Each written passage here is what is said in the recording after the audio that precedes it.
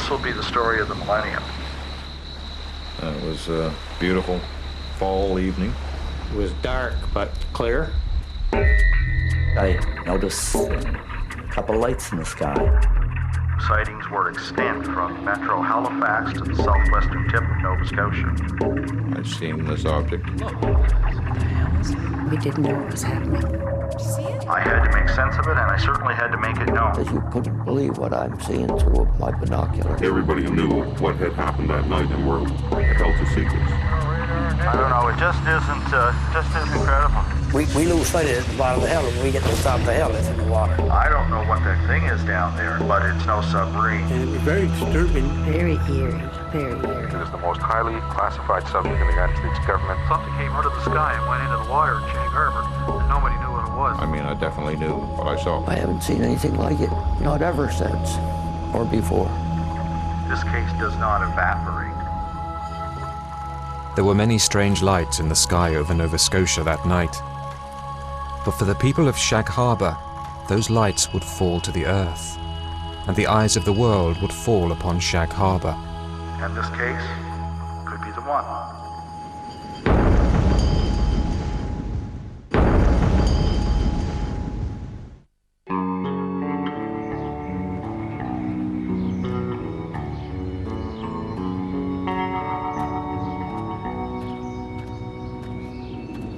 A genuine UFO experience transcends the individual, it transcends the culture, and it defies interpretation and application of the scientific method.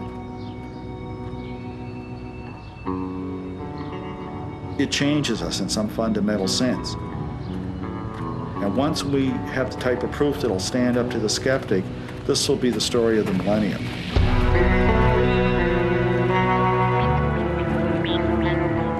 He's a bulldog. He goes at it, which is what you have to do a good job on a particular case.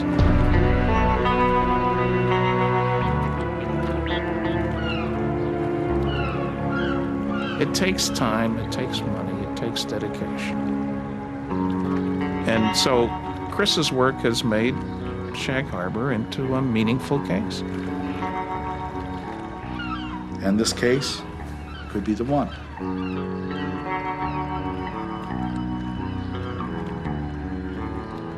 On October the 4th, 1967, the night of the UFOs, Chris Stiles was 12 years old. He was one of dozens of people who saw strange lights in the sky over Nova Scotia that night, and that experience would make a lasting impression. Back on the night of October 4th there, after leaving the front door of the house and racing down through the adjacent streets at breakneck speed, around to the corner there of the nearby warehouse, and made my way over the tracks here to get a vantage point to see what was moving along the harbor. I remember standing there utterly terrified.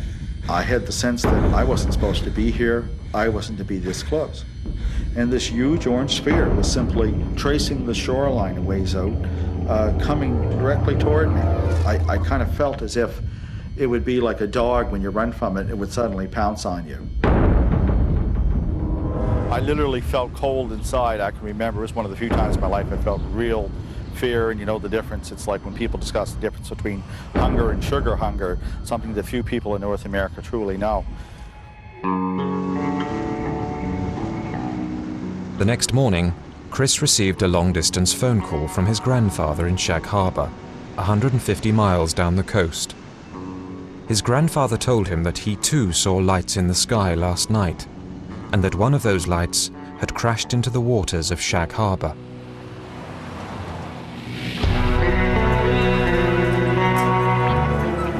I think the Shag Harbour incident is very important because it's one of the very few cases where we have some really good indication that something came down close to military systems, was seen by people, and it hasn't yet brought forth the knives from the noisy, nasty negativists that Roswell has, for example. Well, this is certainly the spot. Yeah. Few little changes around here. See, they slapped a coat of paint on the building. Yeah. Years later, Chris saw a television program about the Roswell, New Mexico UFO crash of 1947. It reminded him of Shag Harbour. From that moment, Shag Harbour became an obsession with him. The Shag Harbour incident is unique in that it's one of the cases that the more data you learn, the more witnesses, the more documentation, this case does not evaporate. The more you learn, the stronger it gets in terms of its unconventional reality. One of the first witnesses Chris talked to was a fisherman named Laurie Wickens. We was driving up through Shag Harbour, headed towards Woods Harbour, taking the girls home that were with us. On the night of the UFOs, young Wickens and some of his friends were driving home from a dance. We happened to look off to our right. I think I noticed them first and see some lights flashing in the sky.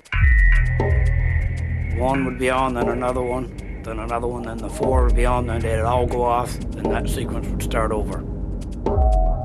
We thought it was an airplane, although the lights were different than many planes that we had seen, but I still figured it was an airplane at the height and stuff and the speed it was flying. The strange flashing lights followed the car along the highway for some time. Wickens thought the plane was in trouble.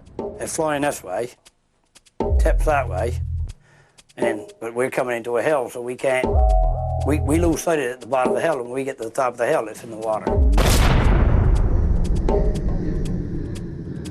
And we figured it was a plane crash, so we went to the nearest phone booth and called the RCMP.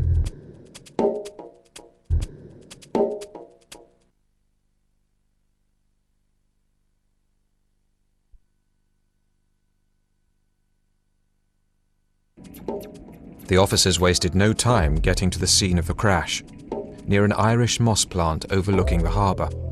When officers first drove into the parking lot of the plant, there was already a crowd of locals gathering that were trying to figure out what was going on out on the waters of the Sound. What they saw when they got there was a pale yellow light that appeared to be as much as 8 feet above the surface of the water, and it was moving under its own power.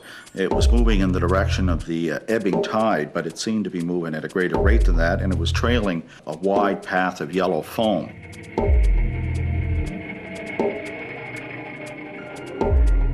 It just looked like a yellow glow. That's all we could see. While we was watching it, there was 3 RCMP officers, myself, and I do not know who else was there that watched it just disappear. It disappeared different than anything I ever see. It didn't look like it sank, it didn't look like it went out, I don't know, it just disappeared. Everybody still figured it was an airplane, the light of a plane. Or we all did, even the RCMP. They're all thinking that there's people out there either dead or dying, bodies may be floating around in the water. That's what they're thinking. Nobody's thinking UFO at this point.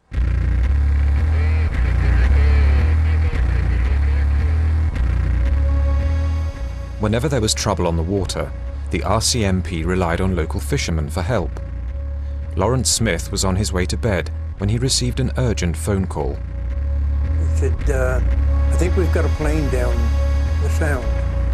I said, oh my God, a plane. First thing I thought of was people in the water. We got out by the Market Boys and up through the rocks and out by the Prospect Point Wharf, and then we opened her up full speed. Smith and his crew were the first to get underway. Soon other fishermen raced to the scene, joining Smith in the search. When we got there, no lights, no people in the water where we thought there would be from a plane crash, and all we found was foam. Instead of wreckage, rescuers encountered a peculiar patch of foam